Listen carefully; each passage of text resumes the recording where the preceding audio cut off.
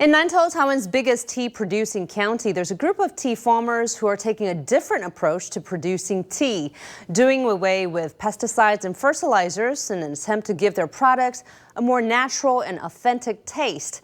But selling their tea has proved more difficult than anticipated. Is there a public appetite for naturally grown tea and any chance for it to be commercially feasible? Our Sunday special report. These tea pickers haven't even been on the job for half an hour today, but they're already struggling trying to pick tea leaves from trees taller than they are. It's a natural tea plantation, which looks quite different from fields filled with orderly rows of low bushes that might ordinarily spring to mind. These tea trees were planted and grown under the care of Hsieh Wei-min, a tea farmer in Nantou County. Hsieh used to farm using pesticides and fertilizers. In 2006, when my brothers were each growing their own teas, I stopped spraying pesticides on one of my fields. I wanted to keep some land clean for the sake of health. A dried up well in the field together with these caterpillars appear as evidence that Hsieh neither irrigates this land, nor does he use pesticides or even fertilizer. Even if the amount of tea I produce is small, I still want to give it a shot. Without fertilizer, I can make tea of the highest quality. Hsieh's tea plantation is located on a hillside in Nantou, 1,300 meters above sea level. At this site, with a suitable moisture level and enough nutrients in the soil, he's able to let his plants grow in the closest possible approximation to their natural environment.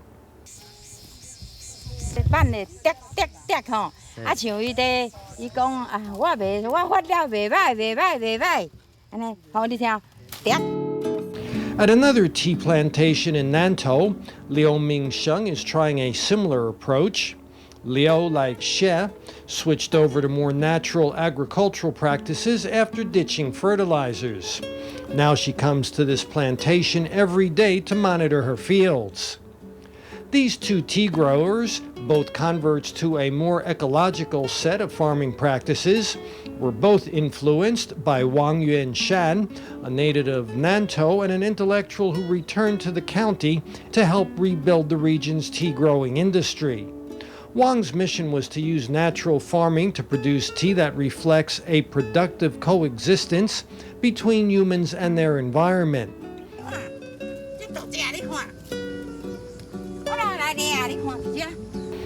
But the choice not to spray pesticides means that farmers must find other ways to deal with insects. One time I asked them, the damage from these insects is pretty severe. Don't you want to spray pesticides? But before even a minute had passed, they took a seat and said no. But in adopting that approach, there's a host of real-world difficulties to be overcome. In switching to natural farming, the quantity of tea leaves that Hsieh Wei-min was able to produce fell to a tenth of what he was able to manage before, leading to a sharp drop in income. The second season after we started not to use fertilizer, our total output plunged. My wife was really concerned that we wouldn't make enough tea to get by. Their hard work and perseverance was also something of an inspiration to Wang in thinking of how to market and sell their natural tea leaves. Wang found a fellow member of his college hiking club, Tsai Ming-ying. Tsai, a native of Taipei, took his employees on monthly visits to tea growers in the area, touring their plantations and buying quantities of their product at a cost of 10 to 20 times above the wholesale price. All our plantations are like this, covered in clumps of wild grasses. That's because our aim is for the plantations to be an environment hosting many types of life, not just tea. But after taking on the job of selling tea, Tsai Ming-ying, who continued to manage his existing cloud computing business in Taipei, fell on hard times and he was forced to close 2 of the 4 tea stores he had initially opened. I blew through my paid-in capital, for which I really owe an apology to my stockholders.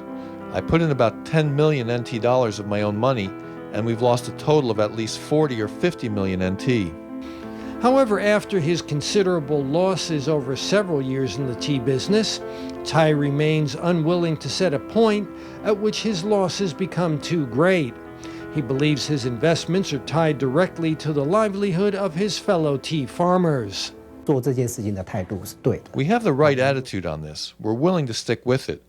The people are good, we're going in the right direction, and it's a good thing to do. It's just a question of time. Tsai has traveled a long and bumpy road while waiting for the market to recognize the value of his product, but he has no choice but to keep pushing on if he wants to continue to support his fellow natural tea farmers and prove to others that it's possible to make a living off farming that's respectful to the natural environment.